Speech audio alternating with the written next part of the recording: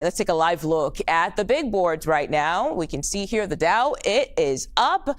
Stocks are rallying after signs of a de-escalating trade war between the U.S. and the EU. The two sides have agreed to fast-track trade talks. Last week, Trump said he wanted to put a 50% tariff on goods from the European Union beginning June 1st. But Sunday, he set a new date of July 9th. U.S. imports from the EU totaled more than $600 billion in 2024. This is about a 5% increase from 2023. Plus, new data, well, it shows U.S. consumer confidence rebounding in the month of May. This comes after 5 straight months of decline. A White House spokesperson released this statement. It says, despite doomsday prophesizing, President Trump's America First economic agenda continues to pay off. He goes on to say today's consumer confidence report reflects multiple solid inflation and jobs reports that Americans have seen under Trump, as well as a GDP report that showed a whopping 22% spike in gross domestic investment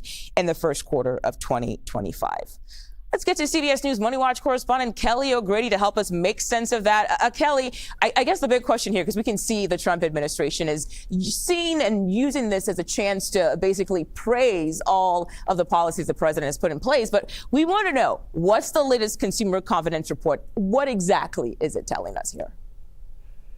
So the latest consumer confidence report shows that consumers feel a lot better about the economy. We saw 5 straight months where we saw a decline. And remember, the consumer confidence report, it measures how people are feeling about their financial situation, about the job market, about the overall economy now and in the future. In this month's report, we saw both of those metrics, how people are feeling now, how people are feeling about the future, spike far more than we expected. So it's still in the negative. It was a reading of 98. Basically anything above 100 is considered positive, that people feel positive about how things are going, but certainly a lot better than they did last month when we saw a reading of 85.7. So that's quite a jump in 1 month.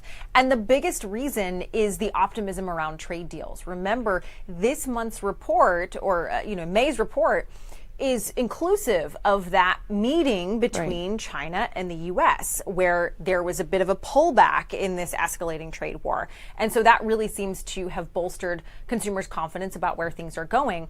It doesn't mean that they are going to be right. Just when I've said before in the past that all of the doom and gloom that we were feeling from consumers, it didn't necessarily mean that was going to be right. It's just a metric of how people are feeling and how that may impact their spending.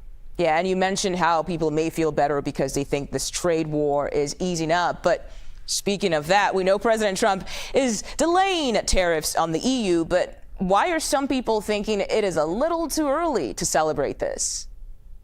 Because we don't have any tangible trade deal with the EU yet. We have a lot of public declarations over the weekend that there's going to be trade talks and meetings, and there's going to be phone calls made and deals are going to be done, but there's nothing tangible. And I will highlight that this delay until July 9th, this was already in place. That reciprocal tariff that the White House was placing on the EU and other nations going back to April 2nd, on April 9th, that everything was delayed 90 days until July 9th. So this moving up of that deadline to the beginning of June and then again moving back to July, it just shows all of this back and forth. So investors that I'm talking to are saying, yeah, there's optimism, but we've also been here before, and we've just introduced this tariff swinging uncertainty back into the picture, where a lot of folks were hoping, okay, we're going to get those trade deals, it's going to be tangible, there's going to be something that people can really count on, versus the rhetoric that we're seeing right now.